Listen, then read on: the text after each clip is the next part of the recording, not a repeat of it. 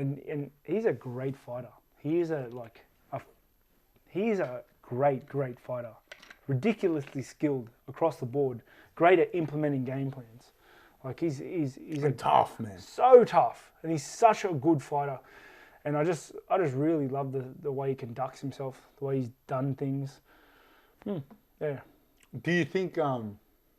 But see, again, like he would have been well within his rights to go. Okay, I'm going to leave TriStar, or I'm not going to leave TriStar. Whatever I don't know what arrangements they would have had there, and I'm going to fight GSP. If who the fuck am I? Like I don't think he should have. You know what I mean? If he didn't want to, which is good for him. But he wasn't even on the cards for him. It was no, I'm not even interested in it. And I think that's very commendable. What did you think of this fight with Gracie? I think it was a great showcase on how good Rory McDonald is. Why do you say that? And the level difference. Like Gracie's been able to implement his game plan on all his opponents like flawlessly. But a huge difference in experience though between the two. That's what I mean. Like, and that's the level. Like that's the level. There's that level, and then there's Rory McDonald level, which is like at the top of the food chain, I believe. He's got like A grade skill sets across the board, which is much which is UFC top 5. Like everybody in the top 5, top 3 have A grade skill sets across the board. Are all fit, are all talented, are all strong, and it's just about the fight. And Rory's right there. Like of course he's there. Like he's been top 3, top 2, fighting for the belt in UFC and Bellator now. Like for how long? That's just a level difference. Like Rory took him down. Is he older than you? Same age. Same age, I think. But he started when he was like 16. But he hasn't had that many more fights than you, has he? Oh no, he has. No, he hasn't. You've got about 24, 25 fights. Yeah. And he's got 26, 27 fights. Yeah, he's had a couple more fights. But the fights he's had, were harder. Yeah, they were crazy. Like he was in the UFC at like 18 or something. Like 19. He was fighting killers. Like way back as soon as he started. How much do you think, like I know we spoke about him before, how much do you think that's affected him though? It's hard to say. Well, it's hard to say like without speaking to him. Like I can't read his mind. But I think there's a point where you get tired. Like where you're like he said it before, it's like I don't want to hurt nobody anymore. It's like it's just. Do you think you should have been able to put Gracie away?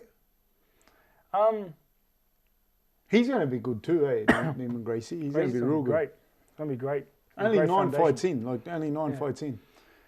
He's got a great foundation. But like, I don't think Rory to me is like he's never really been like a go out there, get that shot, finish him sort of guy.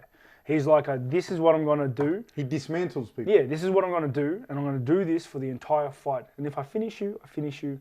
If I don't, then I'll still win. Like he's, in my opinion, Rory McDonald is one of the best guys at implementing game plans and sticking to it, showing that discipline to stick to it. Like honestly, he's one of the best guys in the game who's at doing that. I think. Because you can have the best game plan, eh? Anyone can have a great game plan, but then you got to go, like you said, go out and implement it, and you got to implement it in the fog of war too. Yeah, and he's able to do that. He's great. Honestly, he's one of the best in the game at doing that. Plus, his skill set is completely built around doing that. Like his skill set's great. Like no one aspect is better than the other. His wrestling, his grappling, his striking, it's all up there. And he just goes in there, he implements a game plan and just sticks to it. He's great at it. Like, as well as... And he can fight. Like yeah, if that goes out the window, he's got that instinct. He can bite down on the mouth guard and he can fight 100%. You saw that. You've seen that in plenty of his fights. But also another thing which was cool to see is like a lot of people with jiu-jitsu anyway, in MMA, you can't fight on your back. No matter how good you are at jiu-jitsu. Like if the other guy knows how to grapple or he knows how to fight well, you can't be on your back. No matter how good you are at jiu-jitsu, you can't be on your back. Because for one, you're losing in the eyes of the judges straight away. And two, you get hit there. Like Rory would just control the biceps and throw shots, land good shots, big shots. You know, you can't be on your back in your you can't be on your back in MMA. You just can't. And you see it a lot with guys. Earlier, they create bad habits because their jiu-jitsu is much. I'm talking much earlier in their career in MMA. Their jiu-jitsu is much better than everything else. So what they do is they shoot a sloppy takedown, and if it doesn't work, they just roll onto their back. You can't do that. Are you talking about they do that in MMA or they do that just at the gym? Both. In the gym, that's what they do, but also especially in their MMA, like in like the local shows when they're building up their experience. That's what they do, because you see it all the time. Every local show I go to, I see a guy that's a jiu-jitsu guy. And he goes in for a sloppy takedown, it gets hard, and then he just falls onto his back and then plays there. And then, like, sometimes they win, sometimes they don't. Like, the thing is, you can't create that habit now. Otherwise, that's what happens eventually. Eventually, someone's going to get you. Or some guy that's, like, knows how to just stay in guard, and he's going to beat the shit out of you for 3 rounds. 15 minutes. Like, that was a... And once you've been hit from that position a few times... Yeah. And you get slippery and there's blood and your eyes closed up and you start to gas. Yeah, and it's tiring holding arms, holding neckties. Like, it's hard fighting from there, you know. Like, it's a disgusting habit to enforce. Don't go on your back. Even if you're a jiu-jitsu guy, don't go on your back, please. Do you think if the rules were different and it was like a 25-minute round, fighting off your back would be a more legitimate strategy? Because you wouldn't have that just 5 minutes where they stand you up and you maybe took damage for a minute and a half, which is a lot. Nah. No, just curious. You saw, like, Rory was there for 25 minutes straight. He would have killed Gracie. You know, like, it's even worse because they'll pin you, they'll keep you on the ground, and you're going to get tired on the ground. You're taking shots, you're taking damage, and they're just going to stay there. And I think the big problem with that is people assuming, like, the other guy can't grapple. It's like, no, we're talking about high-end sport. It's not like, you know, me playing football on some team and the guy can do whatever he wants because I don't know how to play football. Now you're talking about 2 high-end athletes and they can both grapple, and the one that gets on top is going to have a massive advantage. It's going to have an advantage. It doesn't, like, you know, people are going to point to the Tony Ferguson fight against Kevin Lee, or they'll point to, you know, a few, you know, fights where people submit someone off their back and you go, yeah, cool. But overwhelmingly, guys can win a fight from the top doing less damage than the guy from the bottom did. 100%. Now, that might be, you can say, well, that's bad call on the ref. So, well, they're the rules you're fighting with, you know what I mean? The rules don't only work when it's in favour of you. Yeah. You know?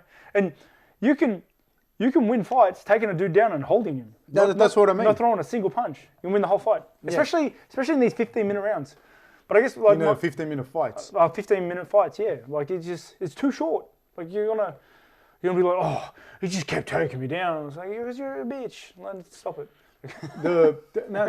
That's another interesting thing, because, like, predominantly you come from a striking background, and you hear that from people a lot of the times where they go, "No, he didn't want to fight me. He just hugged me. He held me and took me down." In my opinion, if someone can do that to you, you lost the fight. You're a bitch. You lost. Like, if you were waiting for the bus and somebody came and grabbed you and just held you down, and you put the shields up and got up, and then he grabbed you again and put you down, you miss your bus.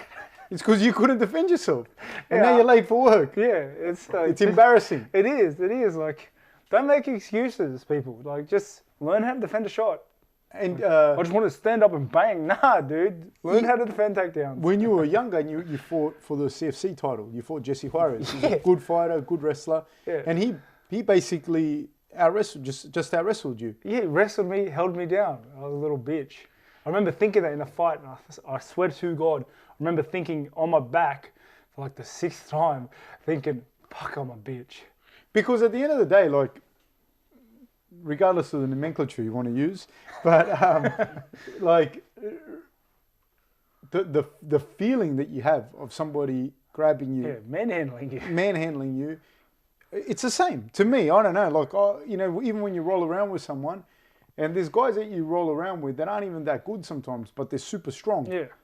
And, like, for me, I'm rolling sometimes with guys, and I'm like, fuck, this guy is like You know, he might not even be that good, but you can feel that this guy's like strong and he's holding you down. Yeah.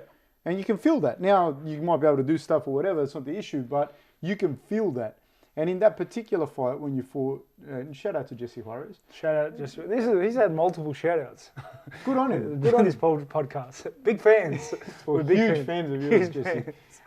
In that fight, talk us through that, because it's interesting, because you hear from people where they whine about it, like a little bitch where they got held down, but talk us through that feeling of getting held down and not being able to... It's just, you came back, though, I think, in that fight, you almost did stop him a couple of times towards the end. Yeah, it's just one of those things where you just feel powerless. Like, if you've ever... It's hard to explain to people who's never been held down. And and you want to get up, but you can't. Like, no matter what you do. It's like... And you're losing, and you know you're losing. And you want to get up, and you want to implement your game plan, you want to fight, but he's not letting you. It's a terrible feeling. It's a terrible feeling. It's just and it becomes increasingly more frustrating. It's frustrating. Then you've got to do higher risk things to try and stop him. Or make space. Yeah, or to get up or whatever.